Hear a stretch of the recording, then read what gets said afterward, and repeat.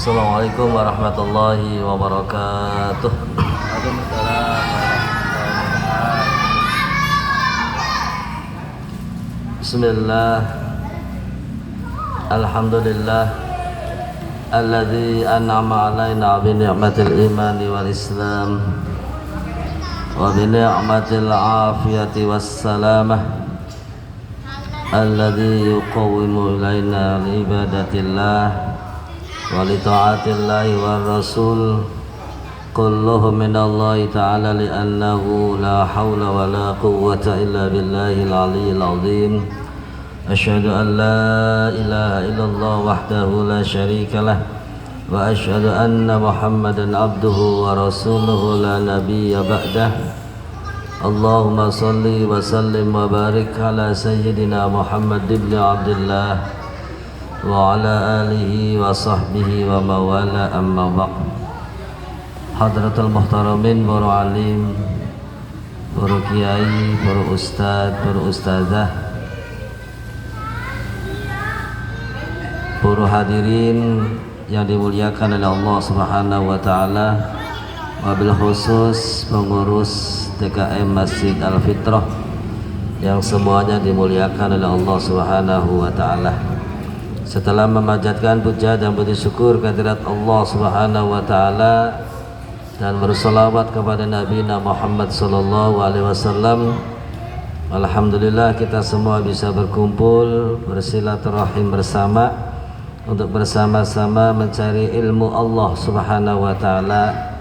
Mudah-mudahan dengan wasilah itu semua kita semua akan dimudahkan menuju ridha Allah Subhanahu wa taala. Amin ya Allah ya rabbal alamin. Salawat dan salam tercurahkan kepada junjungan baginda kita Nabi besar Muhammad sallallahu alaihi wasallam yang telah menghantarkan risalah kepada kita semua, sehingga kita semua mudah-mudahan berharap agar kita semua dikumpulkan di surganya Allah penuh dengan syafaatul uzma di yaumil akhir. Amin ya Allah ya rabbal alamin. Para bapak dan ibu, ini namanya mau ngaji. Apa sih bu? Ngaji. Ngaji itu apa bu? Ngaji iku sanga bari siji.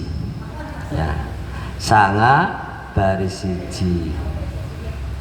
Sanga iku sampean, sijiye kula. Berarti wong ngaji kang sangai ngrongok nang kang sijiye ngomong. Paham? Tapi namun ngaji sanga bari siji, kang siji ngomong, kang sangai ngomong, arane ngaji dudu Ngobrol. Dudu arane dudu ngaji. Ya, arane dudu ngaji. Wis kon arane ngaji sanga bari siji. Ngaji iku bahasa Jawae, bahasa Kirata arane ngajeni. Apa sih? Ngajeni. Ngajeni ku bahasa Indonesiae menghormati. Apa? Menghormati. Makanya orang Jawa dulu bilang ngaji sami-sami ngaji. Maka ada dinamakan jalan samiyaji. Ya, samiyaji iku berarti sami-sami ngajeni. Sami-sami itu bareng-bareng. Ngajeni itu menghormati. Berarti samiyaji, sami-sami menghormati, sama-sama menghormati. Itu namanya ngaji. Berarti kalau ada orang ngaji lalu tidak bisa menghormati orang lain, berarti ngaji belum ya. Jadi orang ngaji orang yang bisa menghormati orang lain. Kalau kita mau dihormati oleh orang lain, maka kita hormati dulu orang lain. Kalau kita mau dihargai oleh orang lain, maka kita harus bisa menghargai orang orang lain. Maka orang zaman dulu itu namanya samiyaji, sami-sami ngaji. Paham mboten Bu? Nah, sami-sami ngaji magane anak zaman bengen arane ngajeni. Ngajeni itu menghormati. Oleh karena itu para jamaah yang dimuliakan oleh Allah Subhanahu wa taala, jadi kita ngaji ini dengan tujuan belajar supaya kita bisa menghormati. Paham gak Bu? Apa? paham apa? Berarti ngaji sanga bari siji. Ngaji berarti ngajeni ya. Ngajeni berarti sami-sami yaji, yaitu sama-sama mengaji, sama-sama menghormati. Kun pelajarane Sunan Kalijaga. Oh ya. Magane kula kabeh sampean kula sedaya seluruh para jamaah kaum muslimin muslimah semuanya mangga bareng-bareng ngaji. Maka ngaji itu kita bisa tahu perasaan orang lain, kita bisa tahu rasa menghormati orang lain. Berarti tidak saling mencaci, tidak saling memaki, tapi saling sayang menyayangi. Itu namanya ngaji. Itu mukadimah. Dilanjutkan dengan pengajian berikutnya. Sekarang masuk ke faslun. Masalah niat sudah diterangkan minggu kemarin. Sekarang faslun mujibatul ghusli. Apa sih Bu? Mujibatul ghusli. Mujibatul ghusli. Artinya apa? Paham belum Bu? Belum. Kalau udah paham sudah tutup. Nah, karena ngaji kepada orang yang sudah paham ya. Paslun utawi kila pasal mujibatul ghusli, utawi piro-piro perkara yang menyebabkan harus mandi. Berarti ini mandi wajib. Mandi apa? Wajib. Ada mandi wajib, ada mandi sunnah, ada mandi mubah. Kalau mandi mubah boleh-boleh saja. Itu mandi pagi, sore, siang tanpa sebab, itu berarti mandi mubah. Boleh-boleh saja. Saya nggak biasa kalau sholat belum mandi. Biasa ibu-ibu ini. Saya nggak biasa kalau sholat belum mandi dulu. Maka saya mandi. Tapi karena mandi, waktu sholatnya habis. Berarti mandi ibu mendahulukan yang menang, tapi meninggalkan yang wajib. Berarti ibu mandinya jadi dosa. Oh, ya. Kemudian mandi sunnah berarti mandi yaumil aidain, 2 hari raya Idul Fitri dan Idul Adha. Yaumul khusuf yaitu di malam gerhana bulan atau pagi gerhana matahari, itu mandi. Yaumul Jum'ah, mau sholat Jumat. Bapak-bapak nih ya, mau sholat Jumat berarti sunnahnya mandi dulu. Kok kenapa harus mandi? Karena kita mau berkumpul dengan orang banyak. Mau berkumpul dengan orang banyak, kita jangan menyiksa orang lain. Paham nggak menyiksa orang lain? Ya, bapak ibu baris sholat Jumat, Allahu Akbar. Yang sebelahnya nih, kira-kira orang ini gimana? Ibu nyiksa nggak berarti? Nyiksa. Oleh karena itu disunahkan pakai wangi. Oleh karena itu sholat Jumat disunahkan mandi sholat Jumat. Ya, para jamaah yang dimuliakan oleh Allah Subhanahu Wa Taala, ini mandi sunnah. Nah, sekarang mandi wajib. Mandi yang hukumnya hadas besar. Ya. Yang pertama, sitatun, itu jumlahnya ada 6. Yang menyebabkan kita harus mandi itu ada 6. Kalau kita belum mandi, berarti kita belum boleh melakukan ibadah sholat, karena kita mempunyai hadas besar ya. Yang pertama, ilajul hasafati, memasukkan hasyafa fil farji, di dalam farji. Itu berarti sudah masuk, ibu harus mandi, bapak harus mandi. Halo ibu bapak, ibu bapak menghadap ke sini, saya nggak terlalu vulgar, karena ada anak-anak ya. Hasafa itu punya laki-laki, farji itu punya perempuan. Memasukkan walaupun tidak keluar sperma itu sudah wajib mandi. Contoh, baru ting tung ada tamu, tapi sudah masuk, sehingga nggak jadi buka tamu. Ngobrol sama tamunya ngalor ngidul, nggak ngerti tuh, nggak ngerti sama sekali.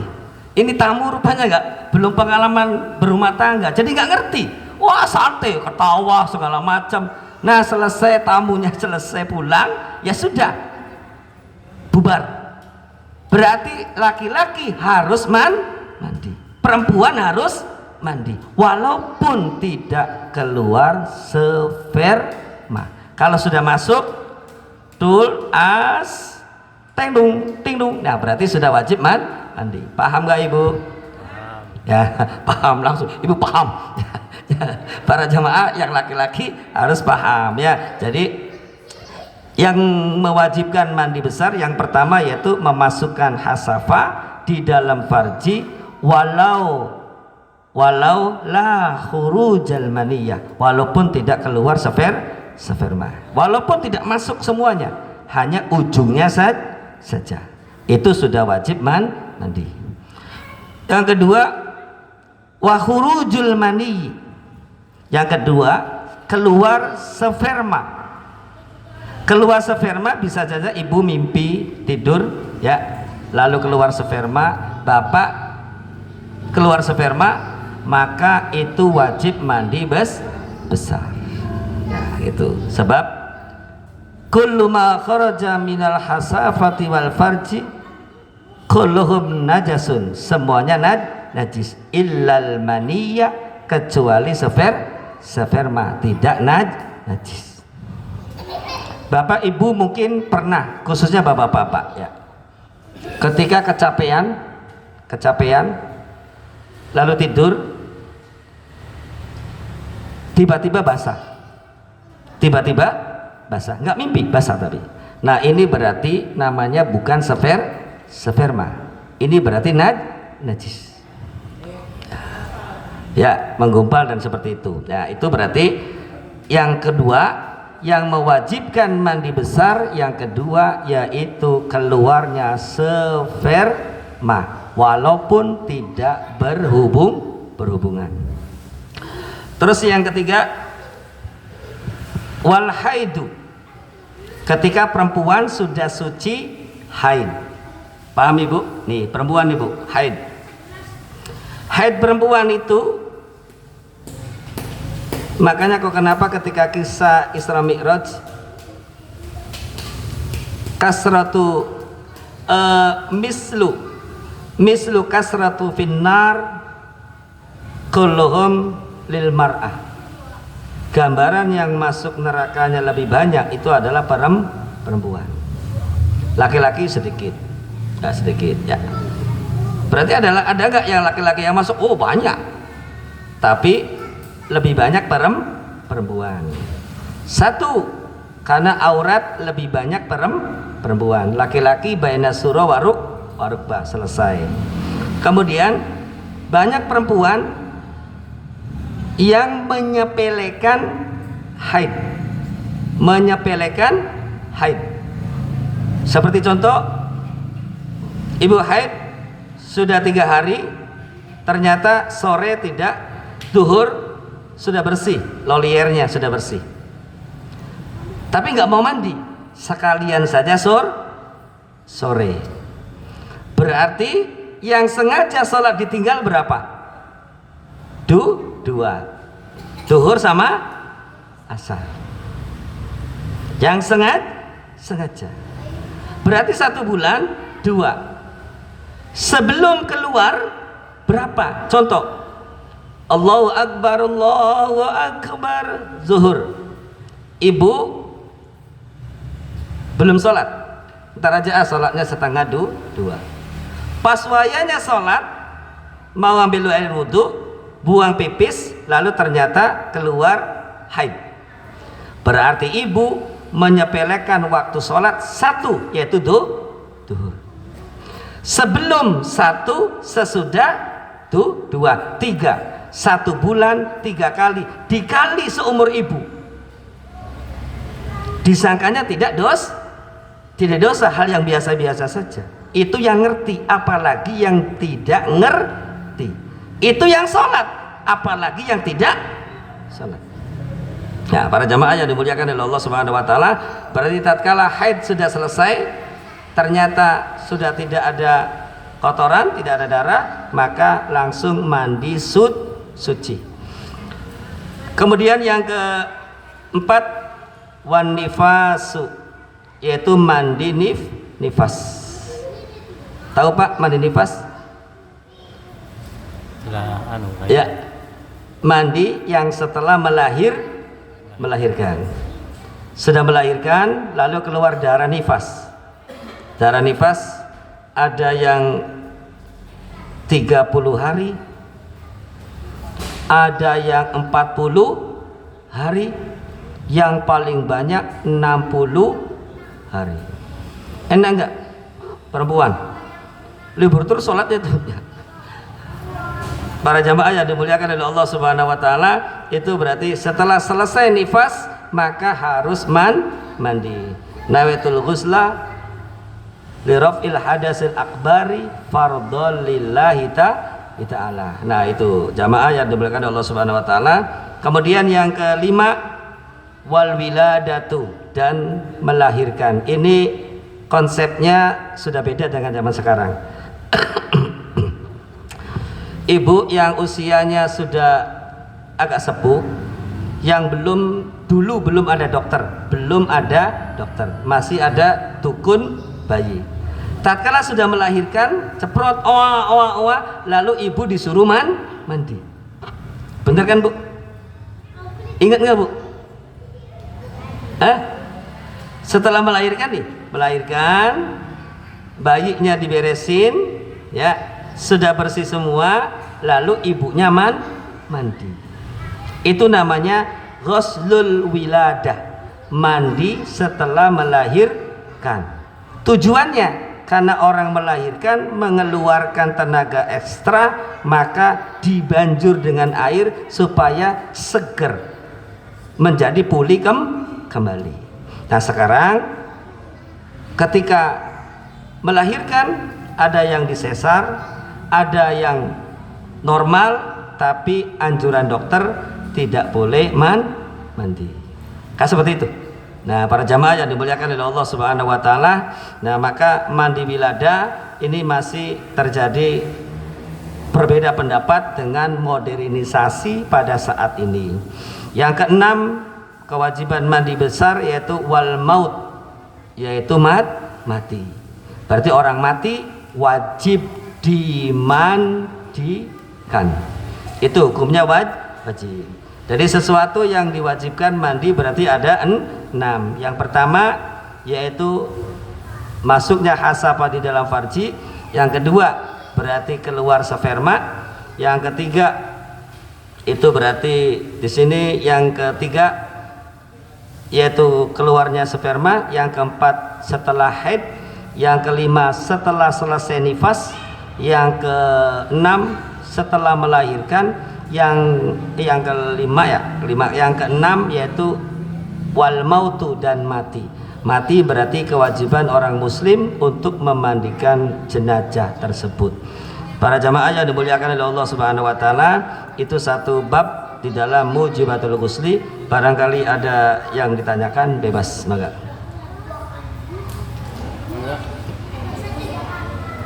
Jangan tanya kita mikir situ. Itu halaman itu.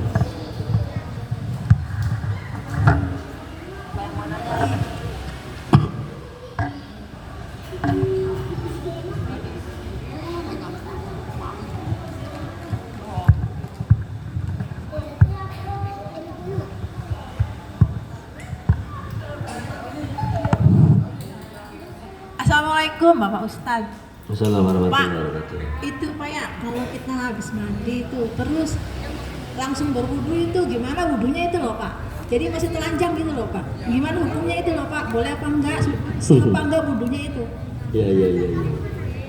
Pak, terus satu lagi nih Pak. Iya malah. Pak, itu masalah doa iftitah itu kalau kita sholat wajib itu kan di itu ya dibaca ya. Nah, misalkan sholat sunnah itu dibaca apa enggak itu? Doa itu tuh kalau Allahu Akbar kabiro gitu loh Pak. Oh, iya. Nah, itu kalau sholat sunnah dipakai enggak itu lupa dibacain enggak gitu? Ya. Itu aja ya Pak ya. Iya. Terima kasih banyak Pak Ustaz. Iya Ibu. Assalamualaikum. Sudah saja dulu ya Bu ya. Oke siap. Ada yang lain? Bapak-bapaknya ada nggak? Bapak-bapaknya. Bawa.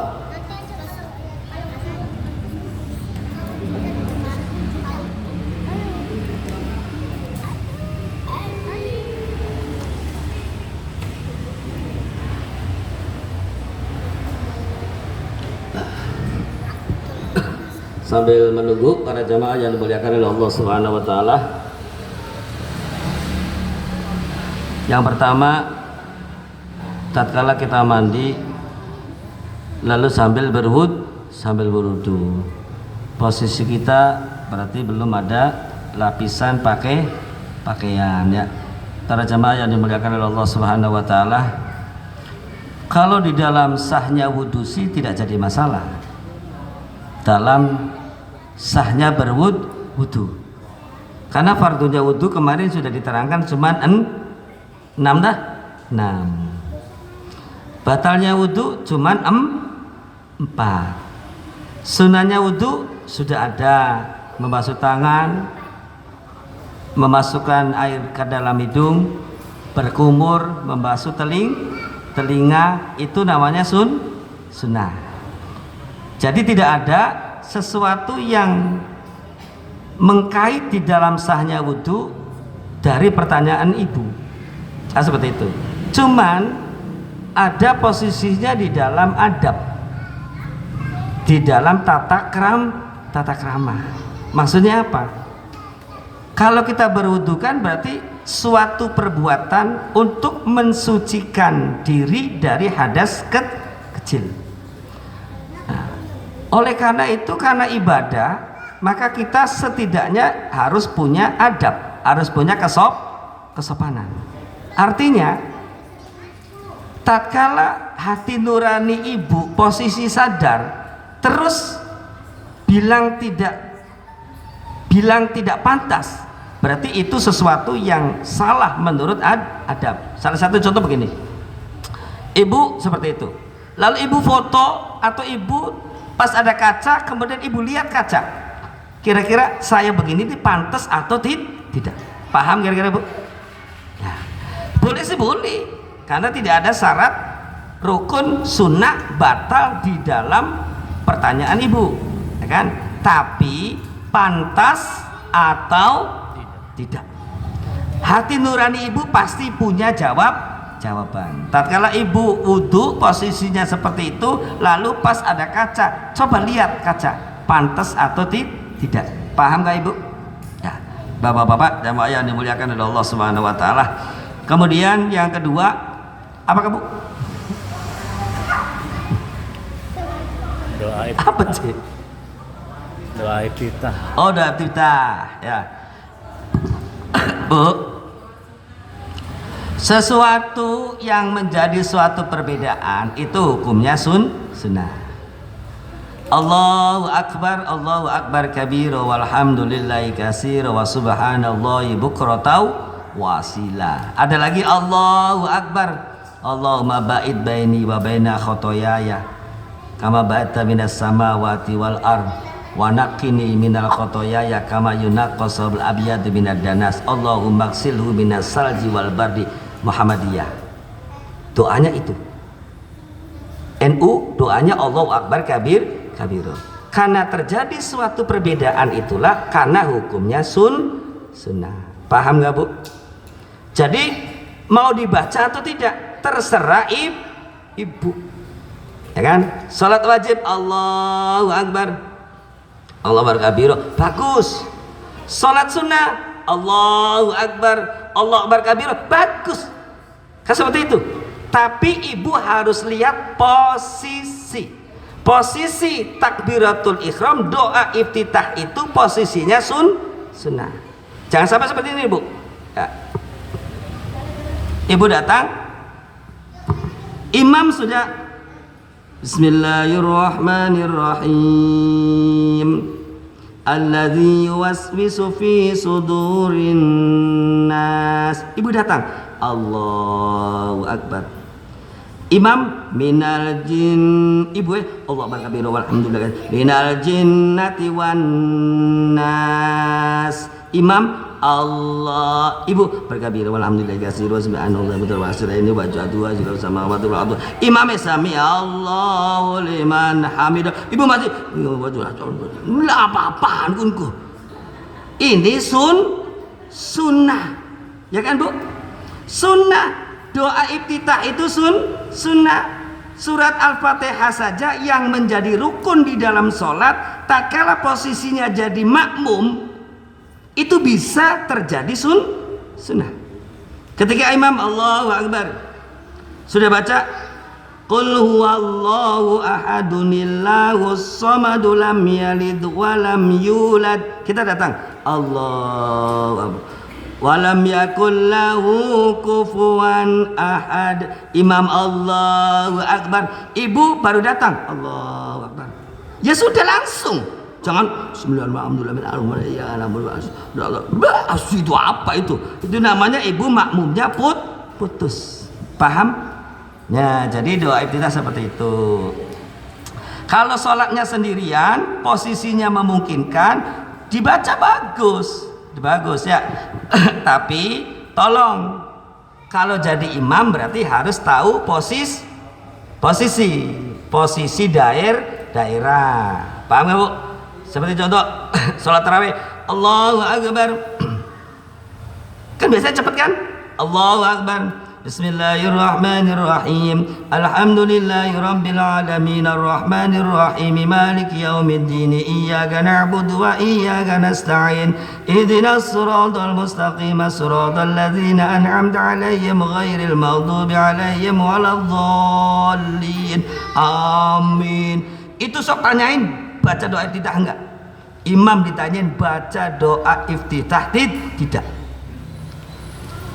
Itu tidak Bu.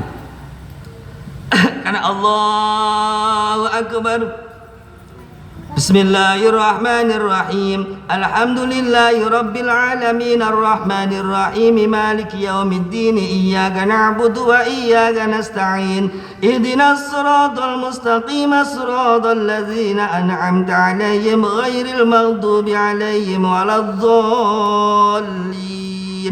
Amin. Bismillahirrahmanirrahim. Yasin. Makmum suwe maca Yasin. Ternyata sampai Yasin Allahu Akbar gelis. Nah, seperti itu kan. Nah, para jamaah yang dimuliakan Allah Subhanahu wa taala, jadi doa iftitah itu hukumnya sunnah. Jadi boleh dibaca, boleh tidak. Tapi kalau posisi ibu jadi makmum, lihat apa? Kondisi. Lihat kondisi, jangan sampai jadi makmum masbuk tapi ibu mendahulukan yang sunnah, sedangkan imam sudah berubah dari berdiri menjadi ruku. Ini yang bahaya ya. Para jamaah yang dimuliakan oleh Allah Subhanahu wa taala, paham nggak Bu? Ya, alhamdulillah. Jadi ibu kalau sholat sendirian tuh ya, sholat qobliyah, ba'diyah, Allahu Akbar, Allahu Akbar kabir itu malah apa terus semelak kayak wong wis balik kabeh lampu merah dipateni dipaten-pateni nongol ibu ya, para jamaah yang dimuliakan oleh Allah Subhanahu wa taala. Nah itu jadi hukumnya sunnah, jadi dibaca lebih bagus. Ada yang lain? Bebas. Ya. Masih berhubungan dengan mandi besar, Ustaz. Sebelum melaksanakan pasangan suami istri biasanya sebelum melaksanakan itu kewajiban yang itu tadi itu biasanya kan rayu-rayuan lah. Nah ketika rayu-rayuan itu kan belum sampai keluar sperma tapi sudah basah, apakah tuh misalkan nggak jadi tuh dibatalkan, acaranya tuh dibatalkan tapi sudah terlanjur basah, apakah wajib untuk mandi besar atau tidak? Ya. Terima kasih Ustaz. Ya sama-sama.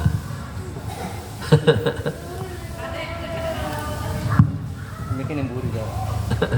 Ada yang lain? Coba.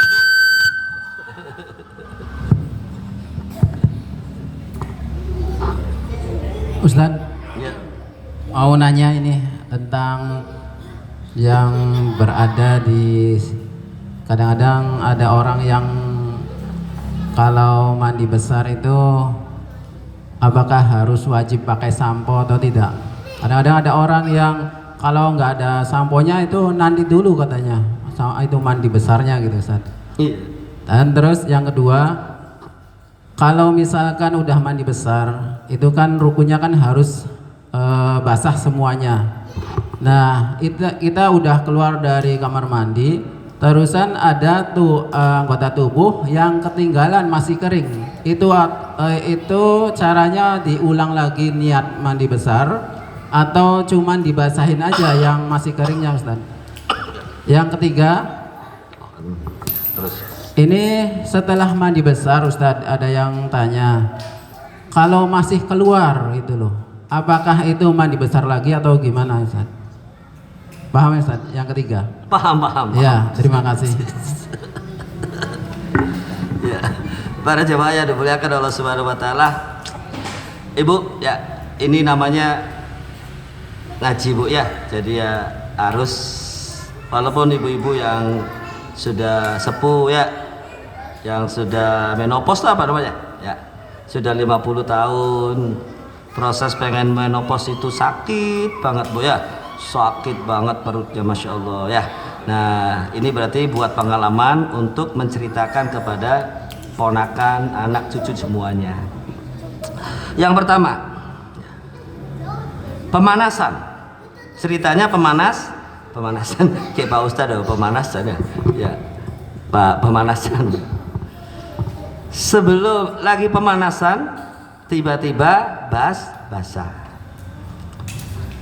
lalu bubar, acara gagal. Apakah itu sudah wajib mandi atau tidak? Pertanyaannya, basah itu apa? Kan seperti itu. Basah itu apa? Yang namanya cara jamaah, keluarnya sperma itu ujung rambut sampai ujung kaki itu merasakan semua.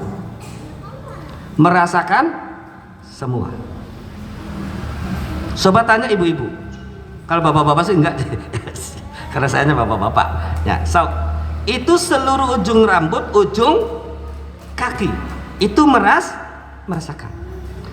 Berarti kalau lagi pemanasan kemudian tiba-tiba basah,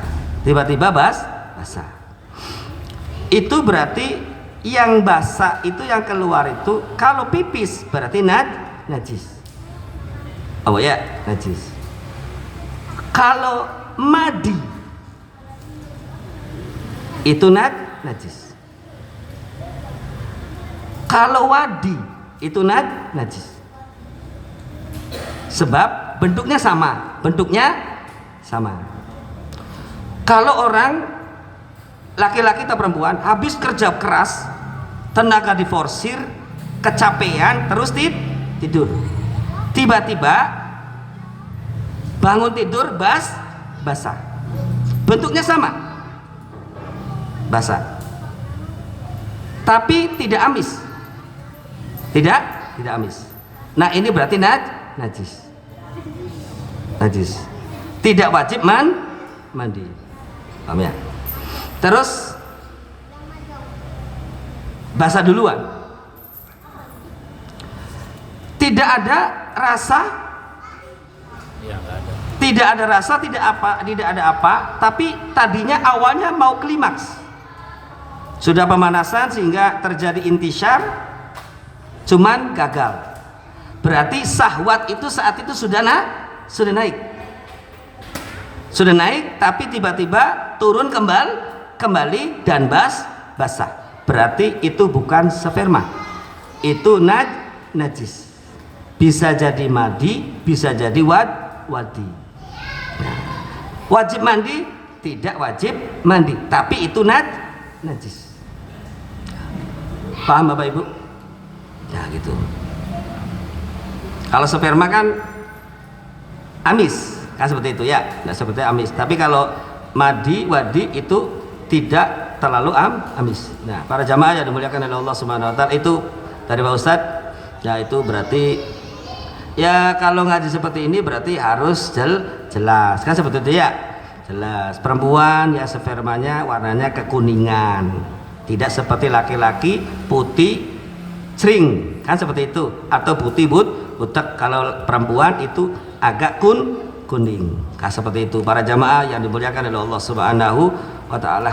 Kemudian pertanyaan berikutnya apa coba? Oh, keramasnya nggak pakai sampo ya? Mandi besar itu seluruh anggota badan yang kelihatan dari luar harus terkena air. Telinga sampai mana? Hidung sampai mana? Bu ya.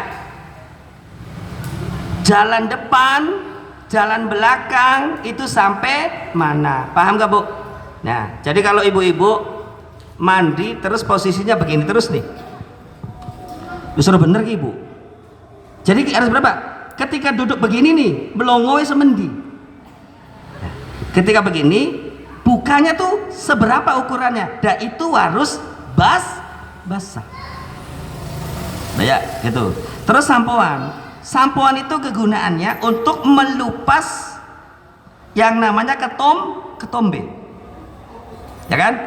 Ibu kalau dibanjur tidak terasa dingin, berarti air itu tidak masuk ke pori-pori kulit kepala. Tapi kalau pakai sampo, ketombe itu hilang, air itu masuk. Paham gak Bu? Kira-kira Ibu kalau dibanjur begini nih, kadang kalau nggak pernah sampoan sama sekali, itu dibanjur tidak rasa dingin. Kenapa? Karena pori-pori kulit itu ketutup ketombe. Kegunaannya sampo supaya ketombe itu hilang, pori-pori kulit kepala terkena air. Jadi harus tidak pakai sampo, tidak harus pakai sampo. Yang penting ujung rambut, ujung kaki semuanya terkena air. Apakah zaman bapaknya Ibu ada sampo? Kan tidak ada. Nggak merang kan? Dikecek-kecek ya, pari dikecek-kecek terus kenen-kenen. Sikat gigi bata. Kan kalau enggak.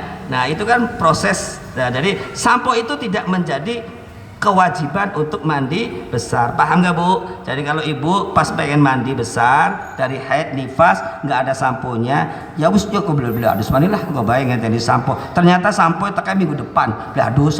Jangan itu. Nah, jadi tetap mandi. Bisa aja dengan jalan keluar digosok kan digorok supaya ketombenya keluar dan pori-pori kulitnya terbuka.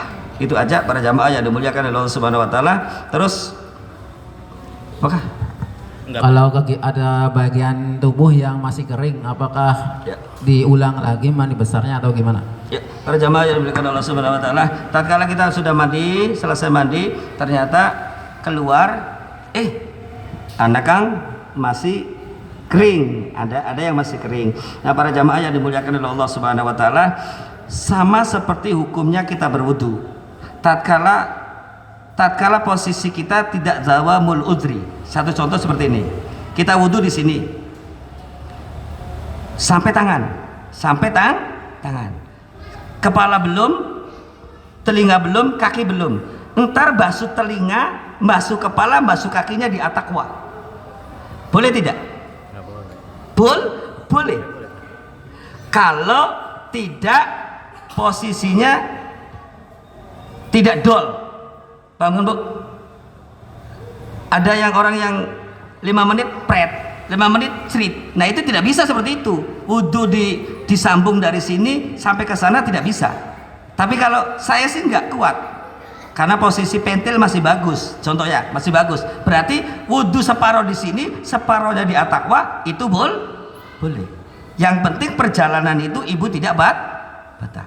Berarti tentang mandi juga bisa seperti itu. Kalau udah selesai nawatul ghuslah selesai barang betul masuk lagi dibanjur lagi dibanjur yang basah yang tidak basahnya saja karena niatnya sudah di awal. Para jamaah yang dimuliakan oleh Allah Subhanahu wa taala, itu saja sudah ya, mohon maaf atas segala kekurangan yang saya sampaikan. Mudah-mudahan manfaat khususnya bagi diri saya, umumnya bagi para jamaah semuanya. Kita semua mudah-mudahan diberkahi oleh Allah Subhanahu wa taala, diberikan kemudahan untuk ibadah kepada Allah Subhanahu wa taala. Mudah-mudahan kita semua termasuk umat Nabi Muhammad sallallahu alaihi wasallam. Rabbana atina fid dunya hasanah wa fil akhirati hasanah wa qina adzabannar wa adkhilnal jannata ma'al abrar ya azizun ya ghafar ya rabbal alamin. Subhana rabbika rabbil izzati amma yasifun wa salamun alal mursalin walhamdulillahi rabbil alamin. Wabillahi taufiq wal hidayah. Wassalamualaikum warahmatullahi wabarakatuh. Waalaikumsalam warahmatullahi wabarakatuh. Terima kasih.